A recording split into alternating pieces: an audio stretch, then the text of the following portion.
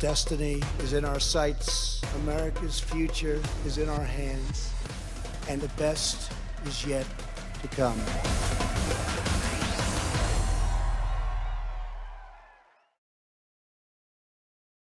Good afternoon and welcome to Washington Post Live. I'm Frances Stead Sellers, a senior writer with the Washington Post. It's day 2 of the Republican National Convention. And with me here today is a woman who says she's been on the road a lot working for the Trump campaign. She's the campaign's director for press communications. A very warm welcome to you, Erin Perrine. Thank you for having me, Frances. Delighted to have you. So let's start with a little about last night. Just briefly, tell me, what were a couple of high points in terms of attracting new voters from your point of view? There were so many great things about last night, but I really think a lot of what we saw last night that was a stark contrast to the Democrats' doom and gloom was really the hopefulness of a direct message from so many Americans. You saw Mr. Alvarez out there talking about how he was a Cuban immigrant to the United States and how he's seeing, the underpinnings of socialism popping up in the United States and how scary that is for him, his emotion. You really saw Jim Jordan talk about the heart of President Trump when he was getting choked up talking about the loss of his nephew, and the president reaching out to not only him but to his family to have that really heartfelt conversation. You heard from Natalie Harp, who, thanks to President's right to try legislation being signed into law, had stage 2 bone cancer, hadn't responded to radiation, and was able to try breakthrough medications, breakthrough treatments, and it saved her life, and she credits President Trump with that.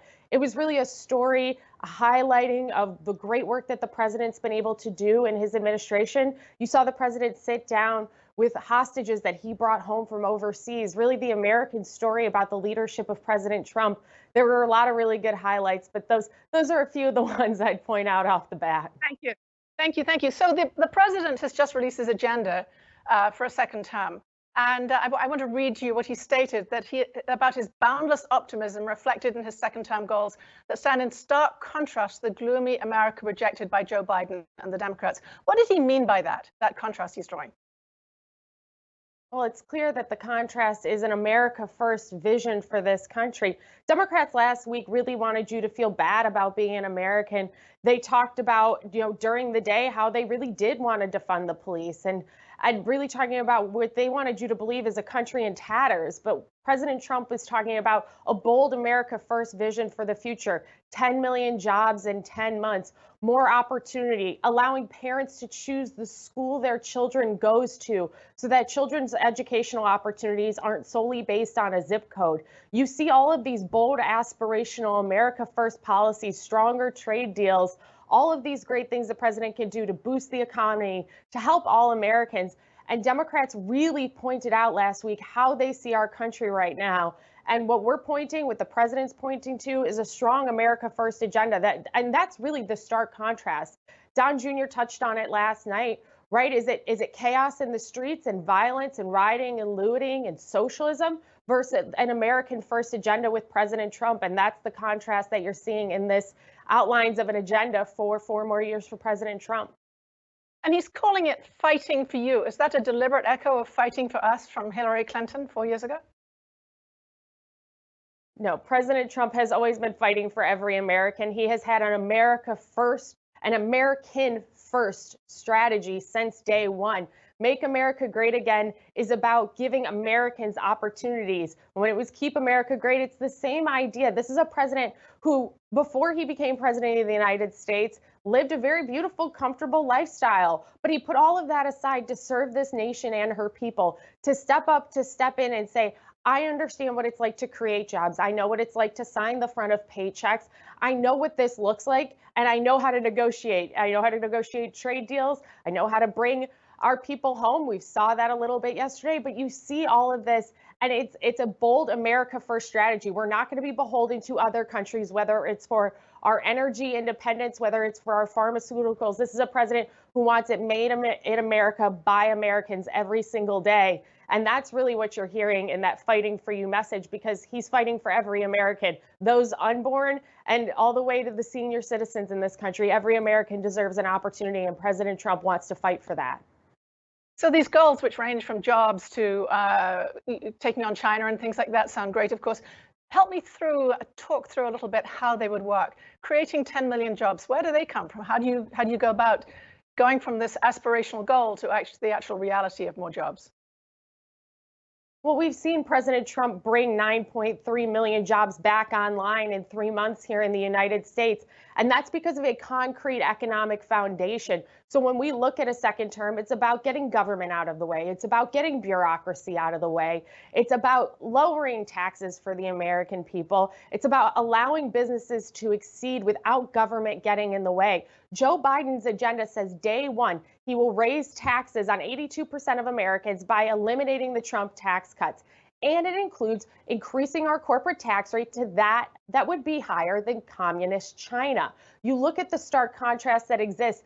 More government doesn't create jobs. We've seen what an economic renaissance and boom looks like with President Trump. We know what that looks like and what it took to get there. The person who can bring back the booming Trump economy is President Trump. We saw what an economic recovery looked like under Joe Biden. We don't have to guess. We know that it was stagnant wages. It was people not being able to find jobs, people staying out of the workforce. We saw what it looked like. We don't have to guess. We know President Trump knows how to create jobs, how to get government out of the way. And that's what we're looking at when we look at 4 more years. And does it require eradicating COVID, which is another one of those goals? How will he propose to go about that, balancing speed and efficacy and safety?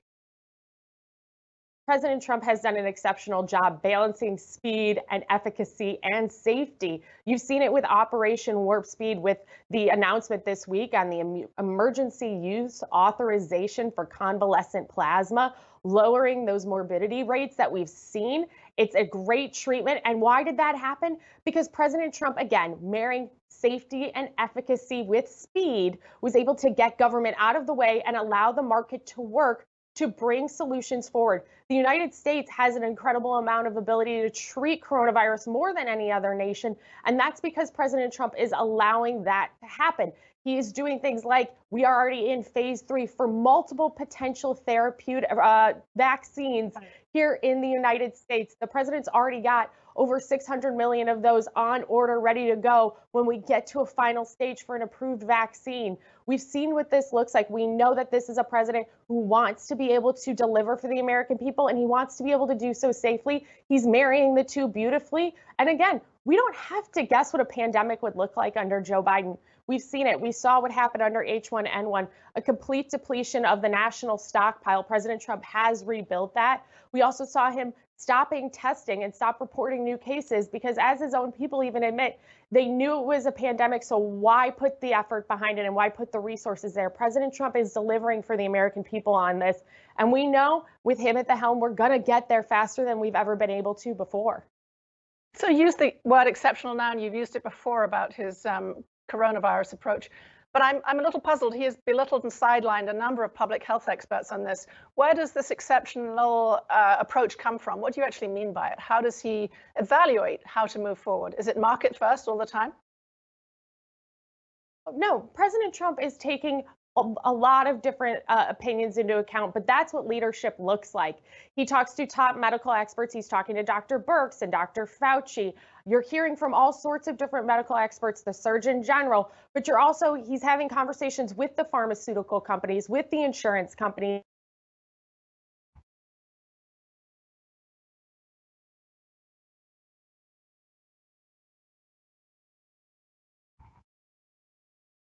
Okay. We are trying to reconnect. We have a short hitch here in the Skype coverage, but we'll be back with you soon.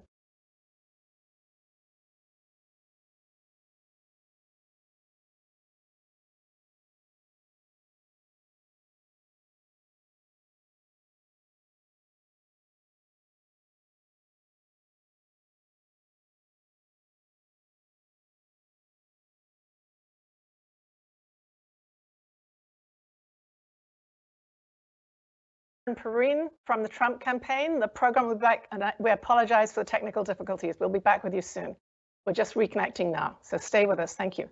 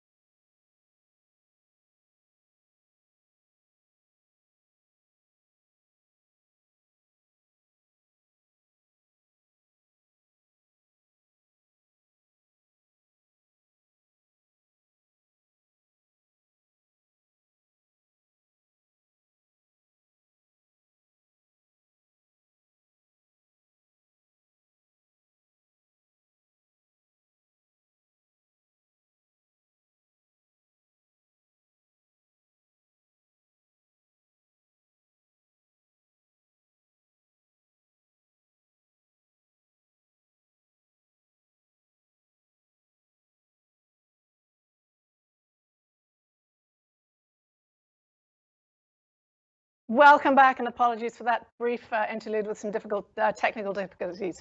Erin, hope you can hear me there. Glad to see you again. So my next question is about Thursday night, when President Trump will accept the nomination. It's been a tough 4 years. This last year has been a difficult one with the coronavirus and this enormous job loss. What will he highlight as his successes over these past 4 years in the speech on Thursday night? Well, I certainly never want to get ahead of the president on anything. And, I'm really sorry about the technical difficulties on this, the fun of being in the internet instead of in person on these kind of events. But listen, President Trump's going to talk about the success of the first 3.5 years of this administration. It means the Tax Cuts and Jobs Act. It's talking about the incredible deregulatory agenda that President Trump got out of the way.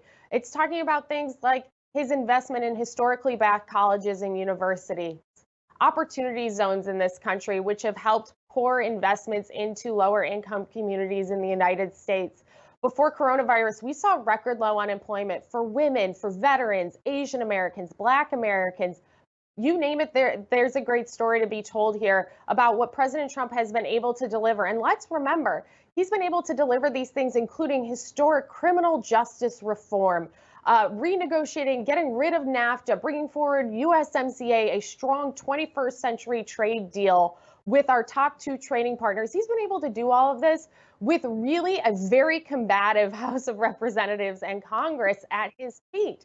They haven't been necessarily the strongest partners for him, and instead you've seen him still be able to lead through all of the media noise, through all of the Democrats' obstruction. I mean, we're looking at about 95, 96% negative coverage of this president, and he has done an exceptional job delivering through all of that noise and really being able to deliver for the American people. And it's been pro-America. It's been America first. He said that as a candidate, and it is going to be absolutely exceptional all along. And you will see as he stands up and points toward what 4 more years would look like. And really what's at stake in this election. I've been on the road. I've been crisscrossing the country for this campaign for this president. And we really say it. We thought 2016 was really a serious election. There was a lot at stake. But now with the radical left who are dictating to Joe Biden really what his policy should be and how he should handle things, there's so much more at stake right now. It includes eliminating all of that economic growth that President Trump was able to deliver, putting our corporate tax rate higher than communist China, making us beholden to other nations by eliminating our energy independence. And we're talking about the nation. About one of the issues that has been a constant Republican theme, Obamacare. There's no mention of that in the goals. How does President Trump propose to make insurance more affordable for people? A very key issue now that so many are suffering with the coronavirus. President Trump has delivered short-term, limited duration options for the American people. But again, he doesn't believe that the federal government needs to dictate to you what kind of health insurance you need to carry and that it's your option. So he wants to have those conversations with Congress. But you've seen Nancy Pelosi and her negotiating tactics. It's all or nothing for her. It's about political points for the Democrats on Capitol Hill, while the president stands up and delivers for the American people. You've seen him fight to lower prescription drug prices in this country, and he's making that an even bigger goal. You've seen the work he's been doing on prescription drug prices recently, making sure that they are more affordable here in the United States for every American. I mean, when it comes to healthcare, this president has been very clear. He will protect people with pre-existing conditions. Democrats want to fearmonger. President Trump wants to step up and do the tough work. So you will see him absolutely in 4 more years tackle that head on. There was plenty of fearmongering last night, no? Which part of last night do you think was the fearmongering? The part where a Cuban immigrant came to the United States to get his chance at being an entrepreneur in the American dream? Was it Natalie Harp when she said that she got a chance to live thanks to President Trump and right to try legislation? Was it the small business in Montana that got a PPP loan and was able to keep people on their payroll? I don't know which part of that seemed the darkest, but to me, it seemed like an America First story because of President Trump's leadership. Really, the media and the Democrats are saying that was a dark evening for America. I've never been prouder to be an American than I was last night, watching that hopeful, aspirational message. You felt there was an aspirational message that came out, and the Loch Ness Biden and other things were not fear-mongering there. Joe Biden is a swamp creature. That's a fact. 47 years as a DC establishment figure. Absolutely. And we're fair to point that out and still deliver an aspirational message. The two don't need to be mutually exclusive. You can absolutely talk about the hope and the greatness of America. You heard it from Tim Scott himself, an exceptional senator from South Carolina, about how his family went from cotton to Congress. You heard that aspirational message about what America can offer, what America can deliver, the freedom and opportunity that exists here. And you can still call out the radical left, the chaos in the streets in these Democrat-run cities, and what that means. Not once during the Democrat convention did you hear them say, it's enough is enough. You need to stop with the violence and the chaos in our streets. We stand proudly with the men and women of law enforcement on this campaign. We stand proudly with those who serve exceptionally in their communities. It's an aspirational message, and you can still call out the rest of the nonsense that's going on with the Democrats at the same time. So a group that you're clearly competing over is suburban women. How do you plan to bring suburban women into the Trump camp in the ongoing months?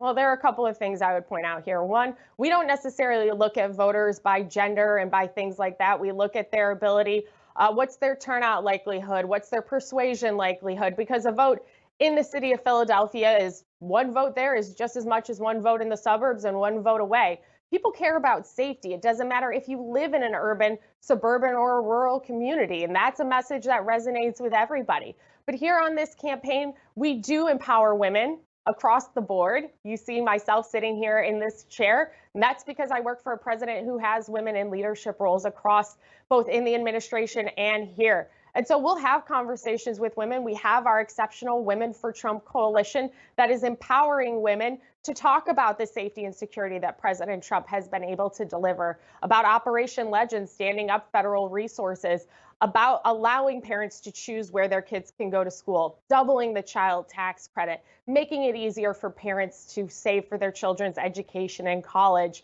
Whatever it is, we're going to have a conversation. And, you know, if you're in the city, if you're in the suburbs, if you're in the country, there's a message for President Trump for everybody. Gender isn't necessarily the defining factor on that. And Melania Trump will be speaking tonight, of course. What bigger picture can she bring to the Trump that you are telling us about now? She can really speak to the heart of this president. Nobody knows President Trump better than the First Lady herself. They are raising a son together at this point in the White House. She has her Great Be Best program, that campaign to really help children. You see what she's been able to do as a First Lady and how she is understanding this president better than anybody. So she'll really be able to touch on all of that, on the work that's being done and how this administration would deliver for 4 more years. But she's going to be able to do it because she's part of this family. She's part of the Trump family. And so she's going to be able to talk about President Trump in a way that a lot of people can't. And while the media wants to try and paint him one way, his family understands him better than anybody. And that's some of the strongest people for us when it comes to getting that message out there. So you're the granddaughter, I think, of a police chief. Your parents are attorneys. You know about the criminal justice system. And I think you said, and I'm going to read this on Fox News in August, this is a president who's willing to take justice in the United States and make it blind the way it's supposed to be. What did you mean by that? And how is President Trump going to make justice blind for all Americans? Well, I like calling him President Justice. I think I might take that going forward here. And it's exceptional that you know so much about my background. Yes, I am the child of 2 attorneys. One of my sisters is an attorney and the 4th generation in our family. But justice truly should be blind in the United States. And President Trump has stepped up in order to be able to make this a more just nation. You've seen that with criminal justice reform, that this president was able to sign into law, something that hadn't been able to be done before him. And other presidents had talked about it. Those who are first-time nonviolent offenders getting an opportunity to go back and pursue the American dream in their communities. That's because of President Trump. He's talked about wanting to do more with that, about, you know, the Second Step Act, or however they want to call it, about allowing this justice system in the United States to make sure, because you see the scales of justice, you see Lady Justice, her eyes are covered. That's what I was talking about, is that we want a blind justice system. It doesn't matter who you are or where you come from in this country. It's about the criminal justice system being fair and balanced. And this is a president who has actually really fought to do that in a way that nobody has before. And how is he planning to reach out to minorities to achieve the kinds of depth of voting he needs to bring in from those groups? Well, I would point to a couple of things. One, our largest coalition here on the campaign is our Black Voices for Trump coalition. And why is that? Because this is a president who has really delivered for Black Americans. And while Democrats think, like Joe Biden has said, that, quote, you ain't Black, if you're considering voting for anybody else, President Trump is unafraid to share his message directly into communities across the United States. We have our Black Voices for Trump community centers, which are in communities across the United States, brick and mortar buildings where we can have a conversation about the funding the president has done for historically Black colleges and universities, how last month the president was able to work and get the Black unemployment rate to drop almost a full percentage point as jobs have come back online in the United States. Criminal justice reform, like I just mentioned, 90% of those released are Black Americans. This is a president who has fought for the Americans across the board. And so you've certainly seen him be able to deliver for Black Americans.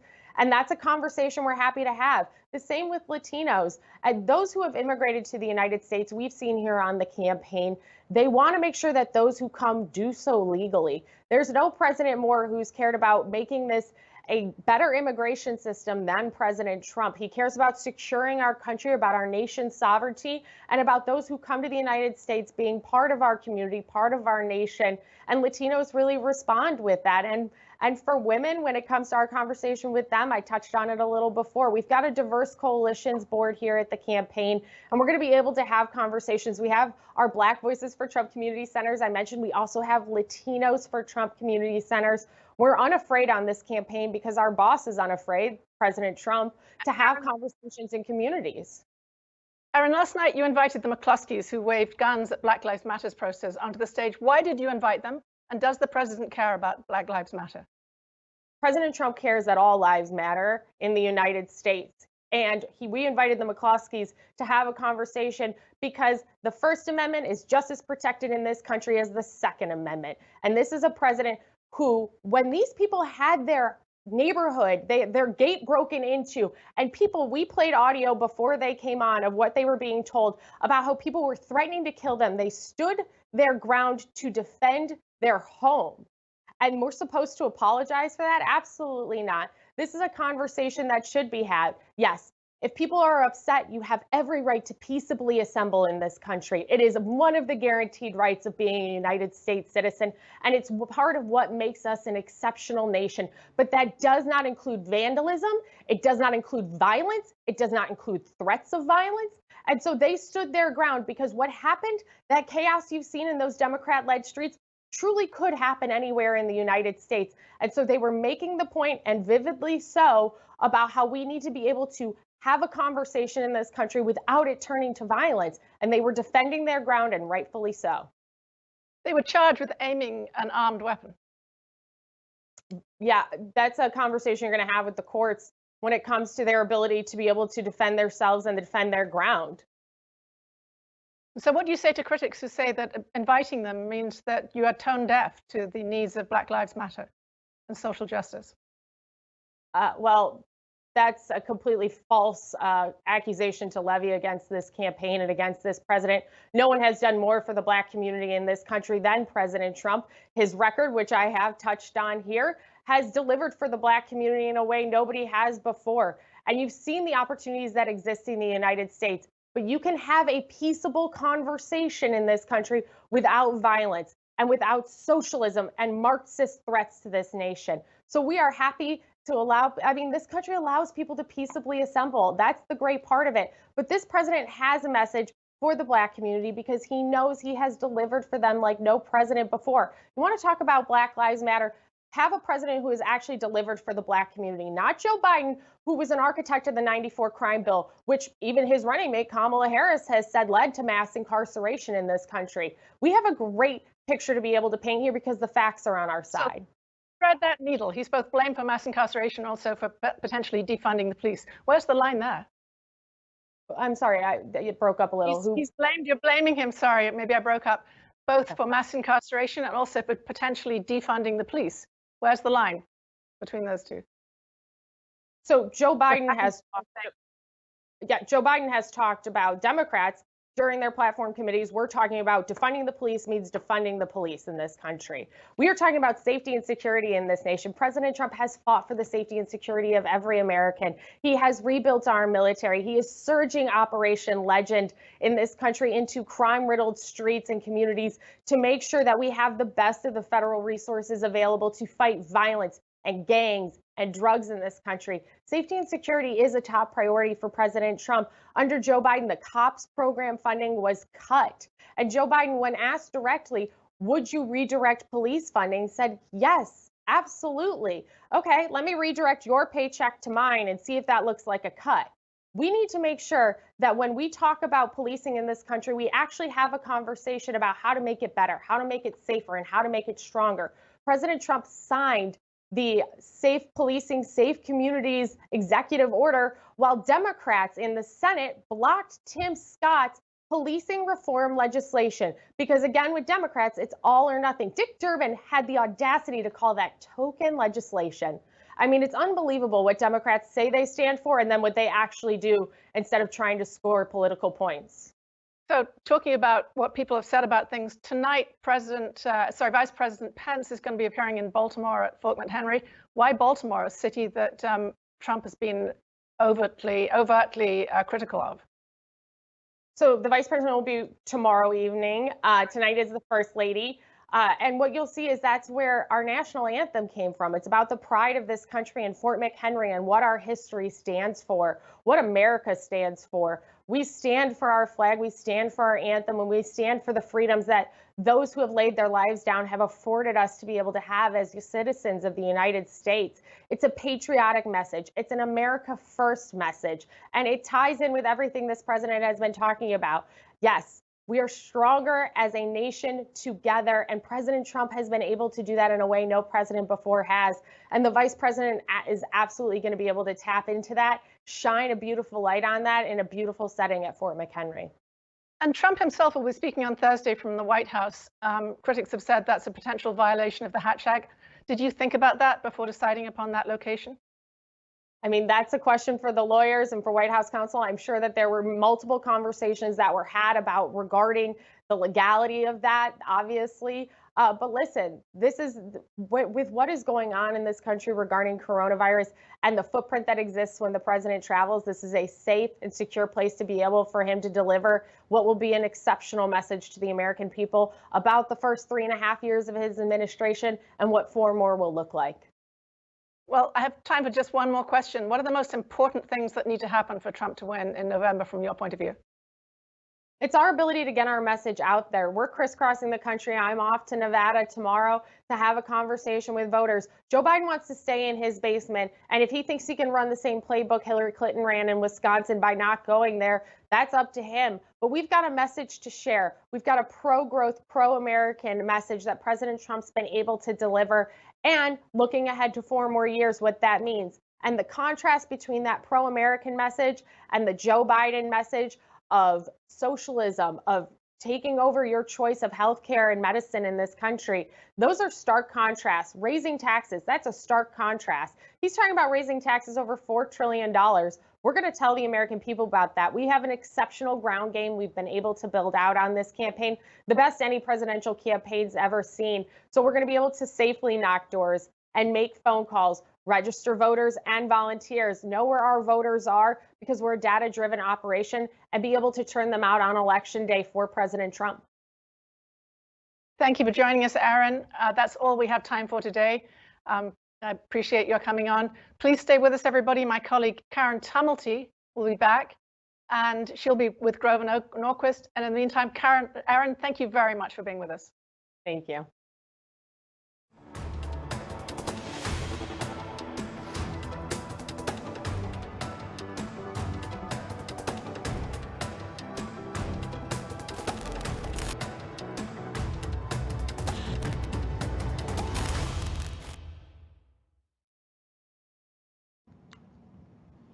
Good afternoon. I'm Karen Tumulty. I'm a columnist here at the Washington Post, and I write about politics. And thank you for joining us this afternoon and our guest for our discussion with Grover Norquist, who is the president of Americans for Tax Reform and a very influential conservative voice here in Washington. So good afternoon, Grover. Hi, Karen. Good to see you. Good to see you too. So tell me, how'd you think that first night of the convention went? I think it went well. They're starting to make the case on policies. The Democrats are trying to say vote against Trump and not trying to avoid focusing on what Trump has accomplished or what Biden would do. I run Americans for Tax Reform. We ask people to make a commitment not to raise taxes, but to reform government instead of raising taxes. Biden's entire campaign is raising taxes in order not to reform any of the existing programs that work or don't work. You've seen he wants to abolish the entire Republican tax cut of 2017, and Senator Harris has said the same thing. That would do a number of things. For the median income family of four, it would cost them $2,000 a year, $2,000 a year in higher taxes. Median income single parent with one child cost them $1,300 a year each year into the future. This is very expensive. What do you mean by median income? Median, it's the middle income. But I mean, not the average, but the median income. It's $70,000 for a family of four and about $40,000 for a single parent. But it's the dead center middle, which belies the argument that sometimes Biden says that he would never raise taxes on people who earned less than $400,000 a year. Remember, Biden and Obama said that in 2008, and they proceeded to raise taxes on many people who earned less than $250,000 a year. Their penalty, if you didn't buy Obamacare, which hit 5 million Americans, were hit by that penalty, about $700 per person. And that three-quarters of the people who paid that tax made less than $50,000 a year. So that was a tax directly aimed at middle and lower income people, the kind of tax that Biden said he would never tolerate and that Obama said they wouldn't tolerate. So we're now looking at the new promise by Biden that he won't tax anybody who earns less than $400,000, although he wants to get rid of the tax cut that the Republicans put in, which particularly helped middle income people. Again, the center family of four will cost $2,000 a year, and for a single parent, one child, $1,300 a year. Add to that, you're looking at, pardon? What do you think, though? Biden has some other ideas for tax credits, for instance, for childcare, for energy efficiency measures. What do you think of those? Well, I think the key thing to look at is the big picture. He said he's going to raise the capital gains tax on every single American, his words, not just rich people. Ask yourself if you've ever had a capital gain, sold a house, anything like that in the United States in your life, and whether you might in the future or own a stock in your 401k or IRA. He wants to take that to 40%, which is twice the capital gains tax in communist China. It takes you back to Jimmy Carter, 1977, when the Democrats forced him to cut the capital gains tax in half because of how bad it was for the economy. And on the corporate income tax, Biden has said he wants to get rid of the Republican tax cut. That would take the 21% corporate income tax that people pay now and take it up to 35%. That is higher than communist China, higher than Germany, higher than any of our European competitors.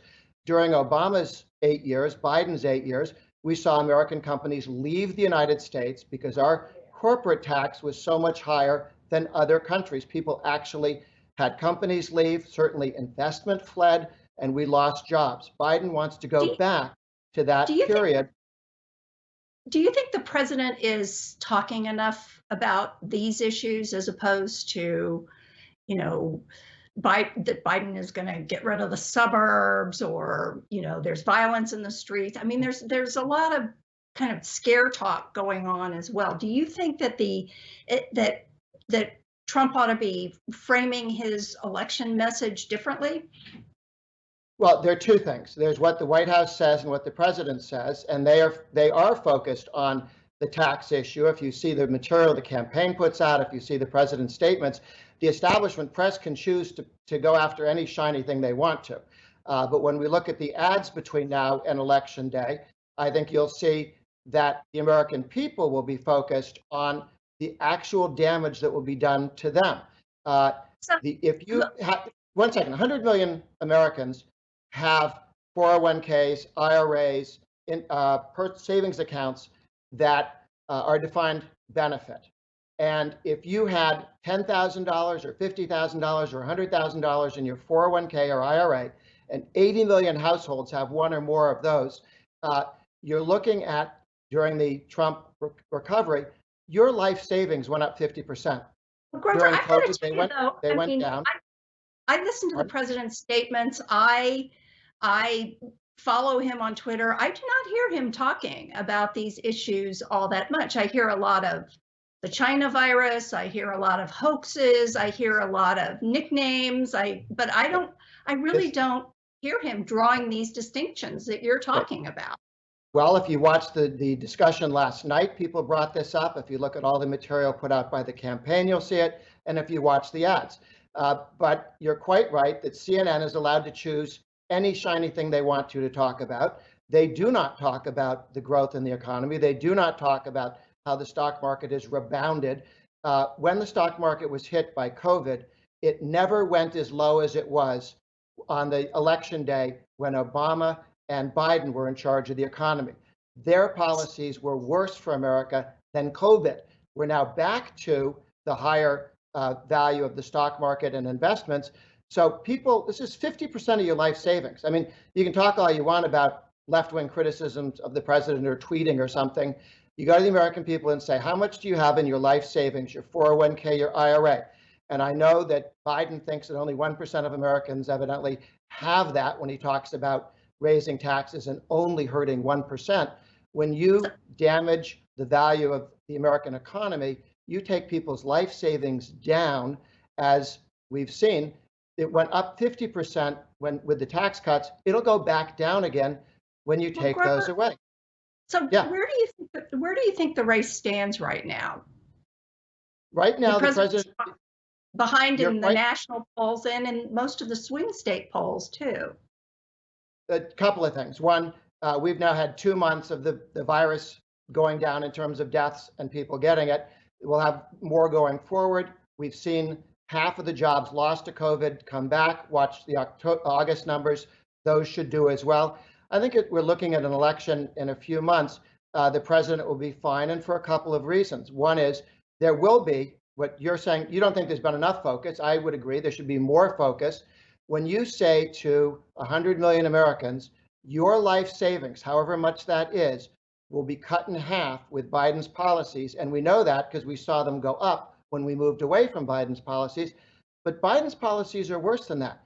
He and his and Senator Harris both support a carbon tax. That's an energy tax. That's a gasoline tax, not just on the gasoline for your car, but how you heat your house or cool your house during winter and summer.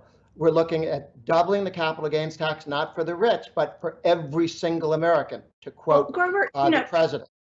Grover, you and I have known each other a long time before either of us was in Washington, in fact. And I do know that really what drew you into politics, you were helping run the organization organizing young people for Ronald Reagan in the 1980 election in the Northeast. And there's a lot of things that this administration has done that you like: tax cuts, regulatory rollbacks, but there are other things like, restrictive trade policies. It's been a conservative principle that the federal government ought to defer to state and local government. How do you believe that Donald Trump has transformed what it means to be a conservative? No, absolutely not. I mean, his greatest successes are where he follows Ronald Reagan's path of lower taxes and less regulation. And when you talk about younger people, the gig economy, the sharing economy, independent contractors. 13 million Americans work in the independent contractor business. People know about Uber and Lyft, but other people who write for several magazines or several newspapers, all of them found their job made illegal by the Democrats in California when they passed a law called Assembly Bill 5. Now, there's a measure to repeal most of that is on the ballot this fall in November, and it should pass. We should repeal the efforts to kill all independent contracted jobs in California. The scary thing is that Biden and Harris both endorsed repeatedly that bill to kill independent contractors. 13 million plus Americans are independent contractors, many of them young people who like the freedom of working for many different companies or many different people or structures rather than having a boss. What Biden and Harris say, one second, this is very important and answers your question about young people. The idea that everyone should have a boss and so you should be forced to join a union. Remember, the Democrat legislation which passed the House and which Biden and Harris endorsed abolishes the right to work in 27 states. If you go to a company, they can make you join a union, they can make you pay union dues. You have no choice. And Biden has said he wants to give the unions that power over your life and your income. I don't think a lot of young people think that's a very good idea, or old people for that matter. So it's not just a question of how much the President Trump has moved things in the right direction. Biden is going to go back to a period before 1948 when people didn't have the right to say yes or no to unions, but you could be forced to join a union. That ended with federal legislation, which has been protected by Republicans and Democrats ever since. But Biden's way to the left of anybody who's run for president of the United States on making you have a boss. I don't think people necessarily want to have a boss. Another issue is immigration. You, for many, many years, were a staunch advocate for actually bringing more immigrants into this country. What do you think of the Trump administration policies on that? Well, I am a strong advocate of more immigration, both for high-end immigration, H-1B visas, and for less skilled workers as well. A strong economy needs both. And I think it's very interesting because Trump said, just as we were coming before the COVID, he spoke to a conservative group and he said, you know, we have a problem. We have too few workers in the United States, because he had gotten the economy so strong, wages coming up, and people who had given up looking for work. One of the reasons unemployment went down a little bit under Obama. I mean, the painful thing to remember about the Obama-Biden years was that was the weakest recovery since World War II that this country has ever had. Much weaker than Reagan's, but even weaker than the others as well. And as a result, people were very grumpy. And when the economy does poorly, as it did under Obama and Biden's policies, they lash out, sometimes at immigrants, sometimes at trade, and when the president brought that level of growth forward, you started to see farmers and high-tech people and other industries going, we need more people, which is the door to a more open immigration policy. But as the president said, he's the president of everybody in the United States. And I think that more immigrants help everyone in the United States, but that's obvious when you have Trump growth, and it's not at all obvious when you have Biden, Obama lack of growth. So you think that in a second term, if Trump could get the economy sort of back on its feet, that he might drop his proposals to have more restrictive immigration quotas and that he might liberalize trade again, or would we still see these trade wars? I think you see two things. The trade war with China was a strategic question and a negotiating effort to get China to stop stealing our intellectual property. We were making some progress. We came close, but it didn't work. Now China's trying to ride it out and hope to get somebody other than the president there. If they have to face another 4 years of Trump, I think you'll see a good agreement, better than we have. You know, nothing's perfect. We don't have everything we want with Japan, and they're an ally. But a progress with China on their stop stealing our intellectual property and treating our exports more fairly. I think we could get a better deal there. And good, that gets you to wider and more open trade. if we can return to the president's policies on growth and not go backwards as Biden wants to, not only will the president change his mind, the Republican House and Senate are largely recognize the importance of more immigration in farming, in the whole high-tech industry as well. These are very, very important issues. But on the economic issue, the other big one, of course, is that Biden and Harris are critics of charter schools and federal funding of charter schools.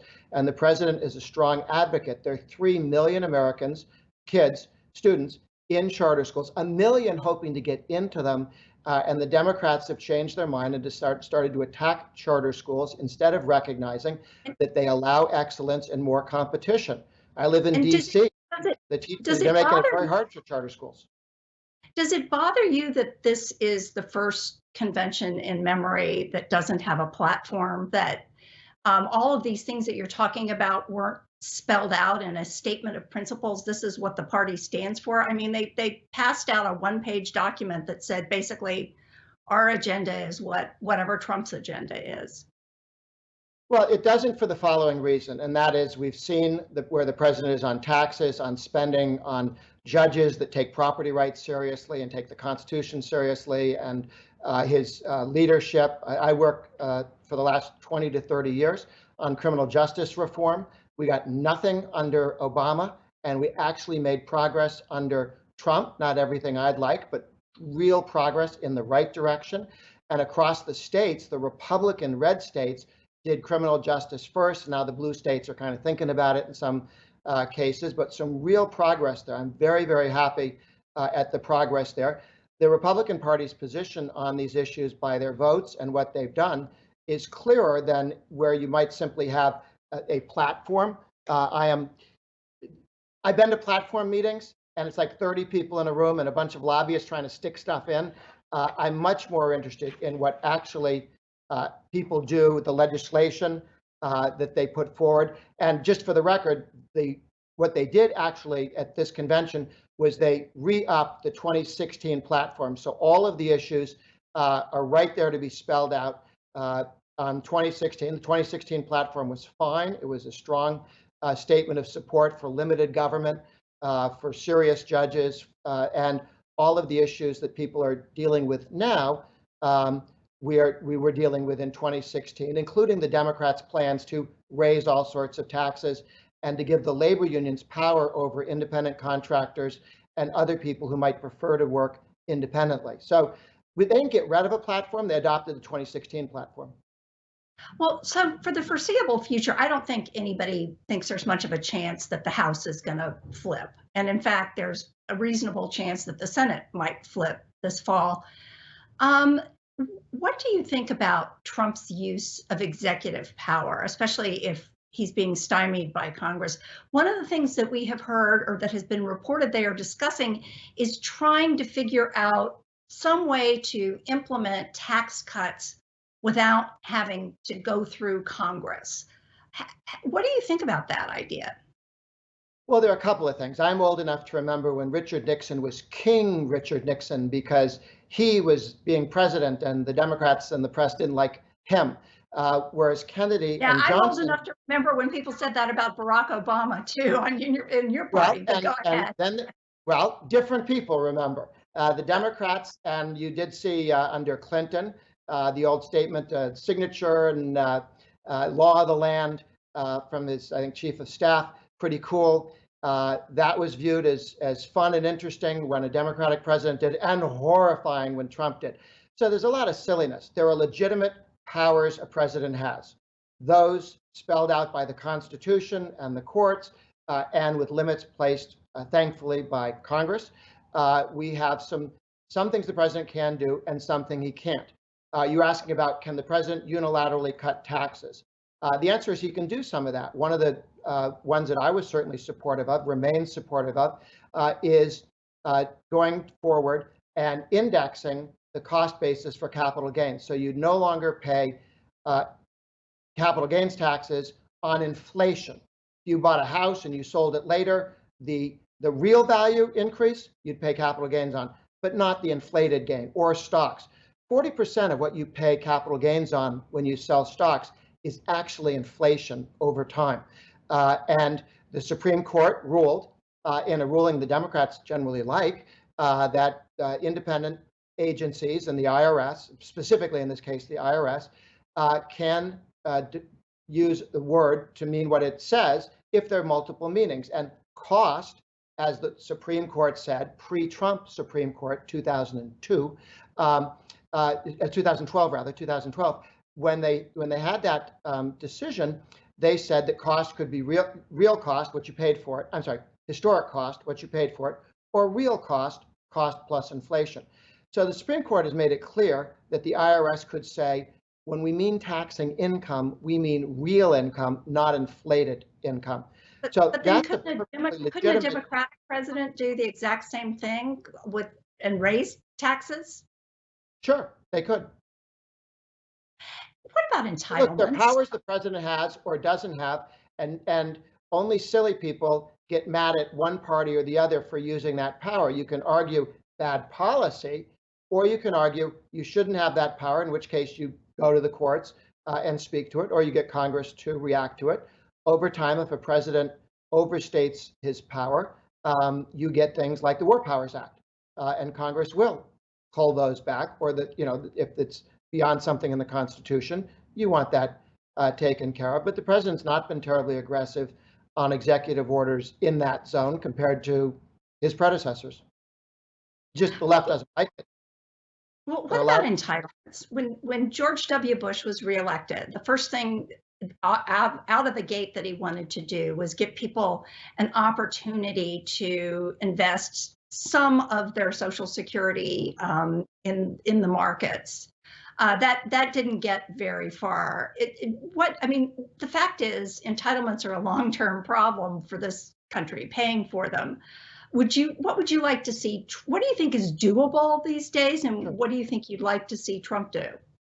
Well, it's quite correct that the growth in spending is driven by entitlements. It's not driven by the defense budget, which is less than it was when we won the Cold War, 6% down to about 4%. That's not changing. If anything, it's going to be roughly the same or even go down a bit under either president as a percentage of the economy.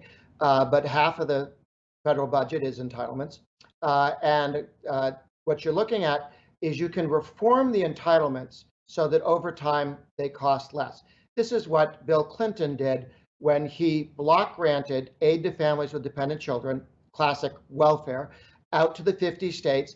And the states were able to handle it much better than Washington did. They reduced the total cost. They actually got aid to people who needed it. All of the left-wing fantasies about people starving in the streets were nonsense. We actually got the aid to people who needed it and didn't waste money, and states were able to bring that down.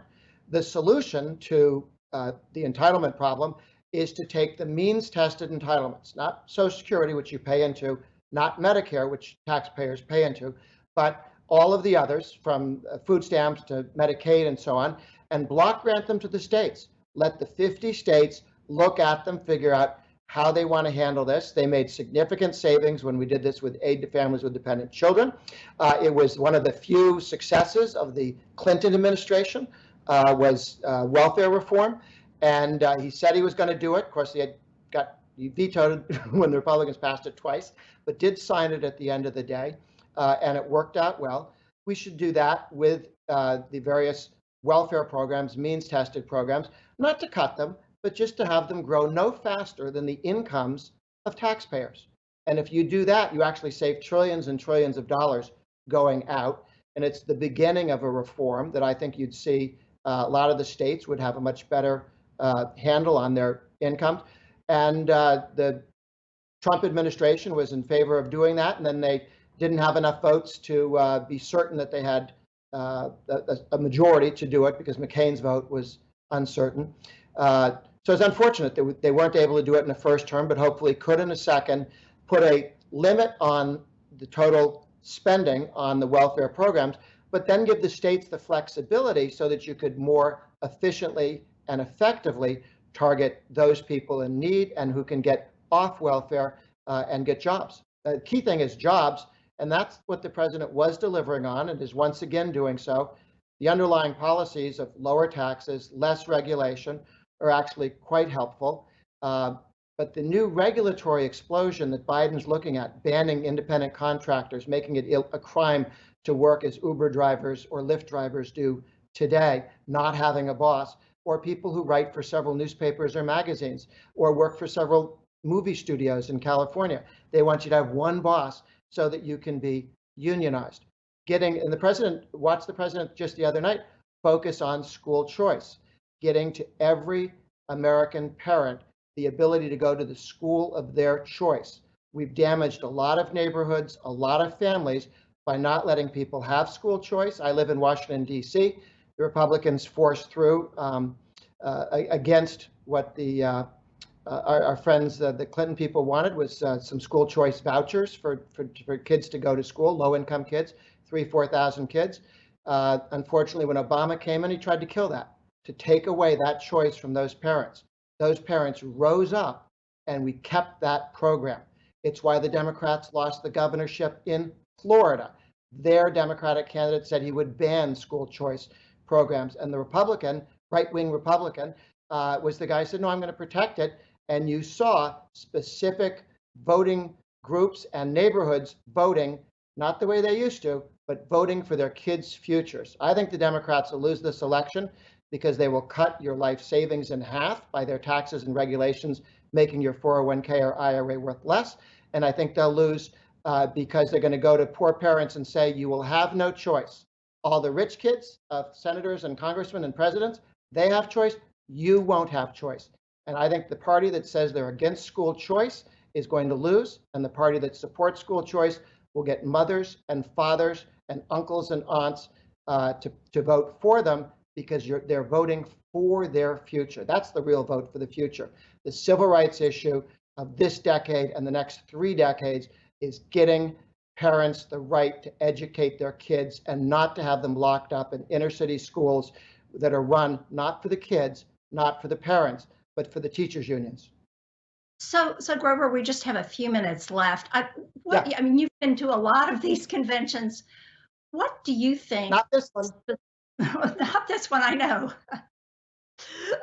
But so what do you think that the Trump team needs to do between now and Thursday to seal the deal, and especially in the states that they are going? I mean, he basically drew an inside straight in 2016 when it came to the Electoral College.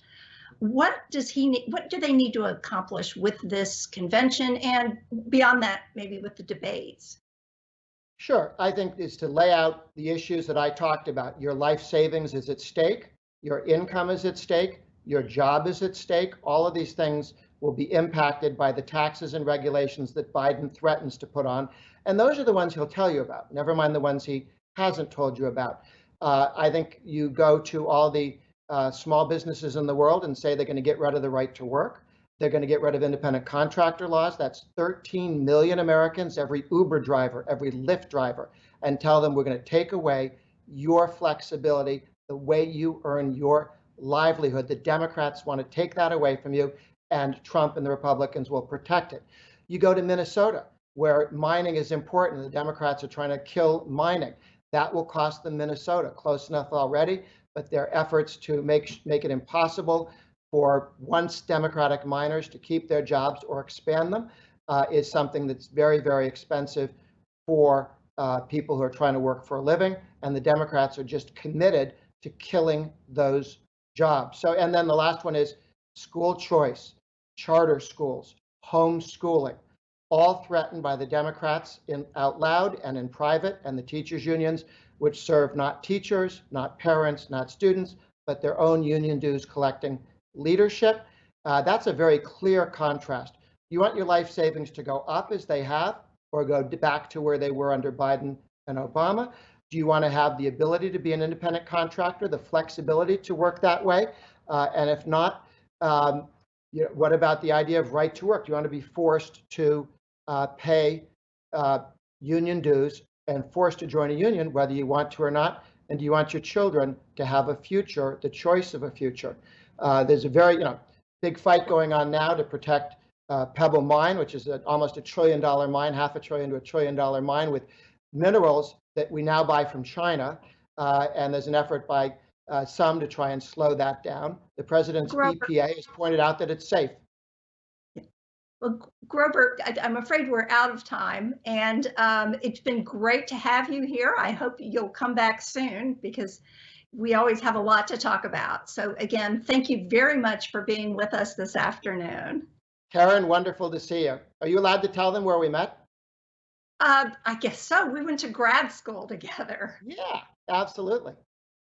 And I can Nice to see you. vouch for the fact that you were just as passionate back then as you are now. I've always been dead center of the reasonable people. Right. Anyway, thank you very much for being with us. Take care, Karen.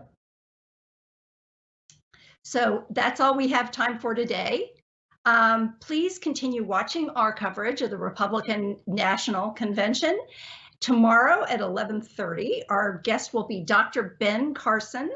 Then at 3, we'll have House Minority Whip Steve Scalise. You can get actually our whole schedule by going to the website, and you can sign up and make your reservation to be here and join us by going to WashingtonPostLive.com. Have a great afternoon.